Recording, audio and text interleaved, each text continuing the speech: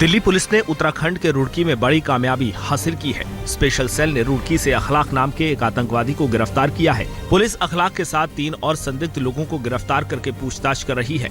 Delhi police को सूचना मिली थी कि आतंकी हरिद्वार अर्ध कुंभ मेले के दौरान हमला कर सकते हैं। उत्तराखंड पुलिस के साथ साझा ऑपरेशन में दिल्ली पुलिस ने अखलाक को गिरफ्तार किया है। इन आतंकवादियों के निशाने पर दिल्ली एनसीआर भी था। जम्मू कश्मीर के पुलवामा में एक गांव में आतंकवादियों के खिलाफ सुरक्षा बलों का ऑपरेशन जारी है। सुरक्षा बलों को जानकारी मिली थी कि 2 आतंकवादी गांव में छुपे हुए हैं, जिसके बाद 53 राष्ट्रीय राइफल्स और पुलिस के जवानों ने नियोनपुरा गांव को घेर लिया। स्थानीय लोगों को घरों में ही रहने की अपील की गई। हालांकि कुछ लोगों को सुरक्षित ठिकानों पर भी पहुंचाया गया है। पठानकोट आतंकवादी हमले में एसपी सलविंदर सिंह से पूछताछ का दौर जारी है।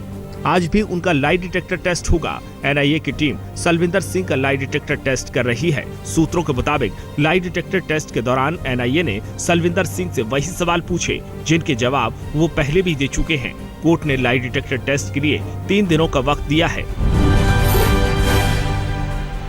पाकिस्तान में जमात-उद-दावा के प्रमुख हाफिज सईद की चैरिटी संस्था पर प्रतिबंध का संकट मंडराने लगा है।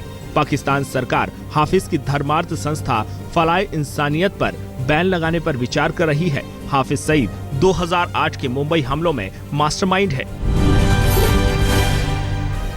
असम के कार्बी आंगलांग में धमाका हुआ। ब्लास्ट में एक शख्स की मौत हो गई, जबकि 4 घायल हो गए। धमाका ऐसे समय में हुआ है जब पीएम मोदी असम के दौरे पर मंगलवार को वहां पहुंचे। पीएम मोदी ने मंगलवार को कोकराझार और गुवाहाटी में रैलियों को संबोधित किया।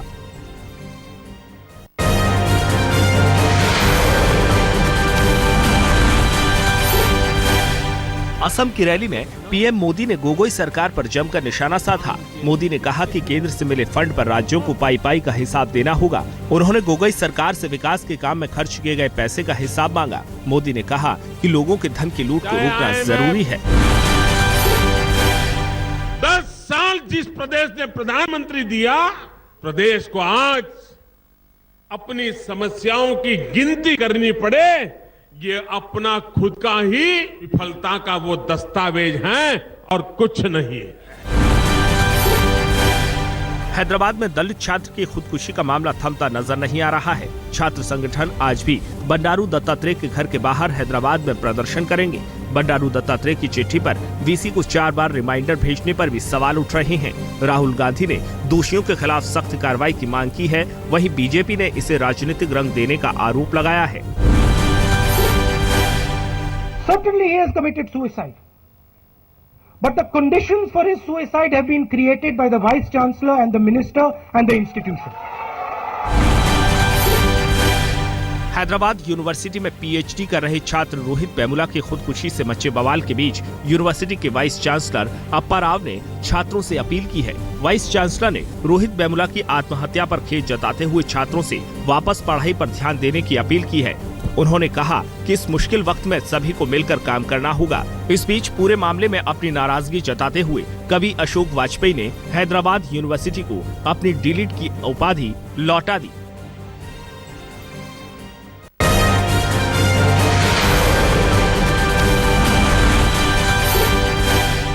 दिल्ली के सीएम अरविंद केजरीवाल कुर्ला कोर्ट में आज पेश होंगे। 2014 में लोकसभा चुनाव के दौरान बिना इजाजत मानखुर्द में रैली करने के मामले में केजरीवाल की पेशी होगी।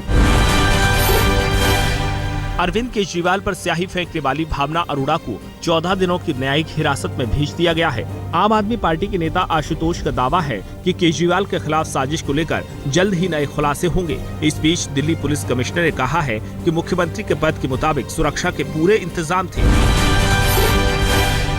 दिल्ली वालों को केजरीवाल सरकार ने झटका दिया है।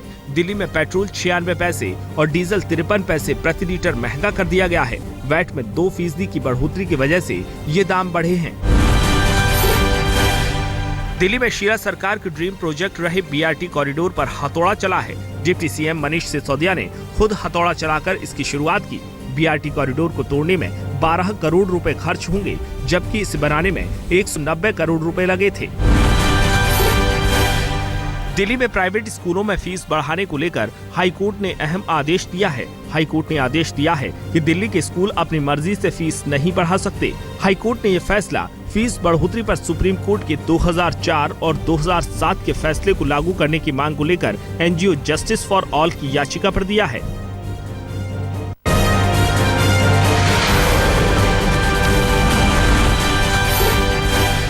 बिहार सरकार ने अपना चुनावी वादा निभाते हुए महिलाओं को एक बड़ा तोहफा दिया है। कैबिनेट ने सरकारी नौकरियों में महिलाओं को 35% आरक्षण दिए जाने के फैसले पर अपनी मुहर लगा दी है। महिलाओं को ये आरक्षण पहले से मिल रहे 3% आरक्षण से अलग होगा। बिहार में कानून व्यवस्था को लेकर इंडस्ट्री एसोसिएशन पीएचडी चैम्बर ने चिट्ठी लिखी है। पीएचडी चैम्बर ऑफ कॉमर्स ने चिट्ठी में लिखा है कि पिछले 3 महीने में कानून व्यवस्था चरमरा गई है, जिससे कारोबार और इंडस्ट्री से जुड़े लोगों को काफी दिक्कतों का सामना करना पड़ रहा है। चिट्ठी के जरिए नीतीश कुमार से इस मामले में जल्द ही हस्तक्षेप करने की मांग की गई है। बेंगलुरु में कानून मंत्री सदानंद गौड़ा के भतीजे अभिषेक पर पब में मारपीट का आरोप लगा है। आरोप है कि अभिषेक ने एक बाउंसर की पिटाई कर दी। मामला तब बढ़ा जब अभिषेक स्नूकर खेल रहे थे। जोधपुर नगर निगम की बैठक में जमकर हंगामा हुआ। कांग्रेस पार्षदों के साथ बीजेपी पार्षदों ने भी सभापति चेयर के सामने नारेबाजी की और हंगामा किया। इस बीच भाजपा विधायक कैलाश भंसाली नींद लेते नजर आए। इधर हंगामा चल रहा था, उधर विधायक महोदय आराम से नींद ले रहे थे। एनडीए भर्ती घोटाले में केंद्रीय जांच ब्यूरो ने चार्जशीट दाखिल की है। ये मामला पुणे की राष्ट्रीय रक्षा अकादमी में 2012 में हुई ग्रुप सी की भर्ती से जुड़ा है।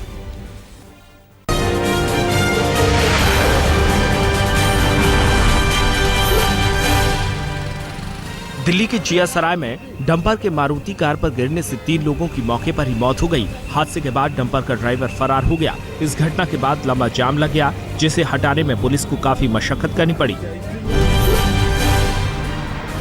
दिल्ली के स्वरूप नगर में धुंध और रफ्तार की वजह से दर्दनाक हादसा हुआ। करनाल रोड पर तेज रफ्तार कार ने 2 लोगों को कुचल दिया, जिनकी मौके पर ही मौत हो गई। पुलिस ने अज्ञात लोगों के खिलाफ केस दर्ज कर लिया है। हरियाणा के रोहतक में सीआईए पुलिस स्टेशन में पुलिस कर्मियों के बीच गोली चल गई। एएसआई ने हवलदार को गोली मारने के बाद खुद को गोली मार ली। दोनों की मौके पर ही मौत हो गई। मामूली कहासुनी के बाद ये विवाद हुआ था। राजस्थान के धौलपुर में एक नाबालिग से जबरन रेप का मामला सामने आया है। 2 लोगों ने बारी बारी से नाबालिग से दुष्कर्म किया। नाबालिग जब खेत में शौच के लिए गई थी, तभी गांव के 2 युवकों ने वारदात को अंजाम दिया। पुलिस ने केस दर्ज करके जांच शुरू कर दी है। पुणे में जिम के मालिक की मर्सिडीज कार पर नकाबपोश युवक ने 3 गोलियां चलाईं, लेकिन गनीमत रही कि किसी की जान नहीं गई। सीसीटीवी में कैद वाकये के मुताबिक बदमाश मोटरसाइकिल पर सवार होकर आया था। पुलिस अज्ञात युवक की तलाश में जुट गई है। दिल्ली के जेएनयू कैंपस में रहने वाली एक नाबालिग लड़की ने बलात्कार का आरोप लगाया है। दिल्ली पुलिस ने केस दर्ज कर लिया है। पीड़ित नाबालिग के मुताबिक एक दोस्त उसे जेएनयू कैंपस से मुनीर का लेकर के गया, जहां उसे शराब पिलाई और बाद में बेहोशी की हालत में रेप किया। दिल्ली के उत्तम नगर में 65 साल की बुजुर्ग महिला की बेरहमी से हत्या कर दी गई। शक के आधार पर पुलिस ने रिश्तेदार को हिरासत में लिया है। जिस शख्स को पुलिस ने हिरासत में लिया है, वो चोरी छुपे भागते हुए सीसीटीवी में कैद हो गया था। यूपी के जौनपुर जिले में एक मासूम को दबंग शख्स का काम न करने की सजा हाथ गंवाकर चुकानी पड़ी। इस तालिबानी सजा से जहां बच्चे और उसके माँ बाप दहशत में हैं, वहीं पुलिस ने इस दबंग के प्रभाव के चलते 21 दिन तक मामले की प्राथमिकी दर्ज नहीं की। जब मामला मीडिया में आया, तब पुलिस प्रशासन ने सक्रियता दिखाते हुए मुकदमा दर्ज करने के बाद मामले की तफ्तीश शुरू कर दी। यूपी के हाथरस में पुलिस ने 6 दिन से लापता युवक की अस्थियां गंदे नाले से बरामद की हैं। उसे हत्या करके जलाया गया है। रोकेंद्र नाम का ये युवक ड्राइवर था। वह कार मालिक की पत्नी के बुलावे पर 13 जनवरी को अपने घर से एक पार्टी में गया था और वापस नहीं लौटा। अगले दिन उसकी गुमशुदगी की रिपोर्ट थाने में दर्ज हुई। पुलिस ने वारदात में शामिल 4 लोगों को गिरफ्तार किया है। जबलपुर के एक प्राइवेट अस्पताल में गर्भवती महिला की मौत से बवाल मच गया। महिला के परिजनों ने आरोप लगाया है कि उसे एक्सपायरी डेट का फ्लूइड लगा दिया गया, जिससे उसकी मौत हो गई। पुलिस मामले की जांच कर रही है। पुलिस ने कहा है कि वो जांच के बाद ही कोई कार्रवाई करेगी।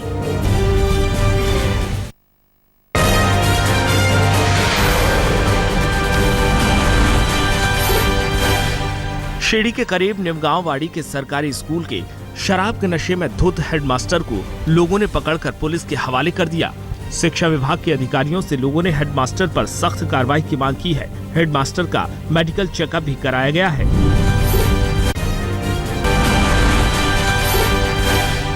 ऑस्ट्रेलिया के कैनबरा में आज चौथा वनडे मैच होगा। सीरीज गंवा चुकी टीम इंडिया आज मैच जीतकर मेजबान को क्लीन स्वीप करने से रोकने की कोशिश करेगी। धोनी के सामने सपाट विकेट पर बेस्ट प्लेइंग बनाने की आज चुनौती होगी। अब तक टीम इंडिया के बल्लेबाजों ने अपना काम बखूबी निभाया है, लेकिन गेंदबाजों ने टीम को निराश किया है। एक ही ओवर में दोनों हाथ से गेंदबाजी करने वाला पहला करिश्माई गेंदबाज बन गए हैं अक्षय। विदर्भ के 23 साल के स्पिनर अक्षय कर्णेवार ने मुश्ताक अली ट्रॉफी में दोनों हाथ से गेंदबाजी कर बल्लेबाजों की नाक में दम कर दिया। अक्षय के इस अंदाज से लोग हैरत में हैं। बिहार के मुख्यमंत्री नीतीश कुमार की परेशानी बढ़ती जा रही है। पहले जंगल राज की वापसी के आरोप लगे तो अब उनके खुद के विधायक उनके लिए मुसीबत बन रहे हैं। सुशासन पर लगे ग्रहण को देखिए इस खास रिपोर्ट में।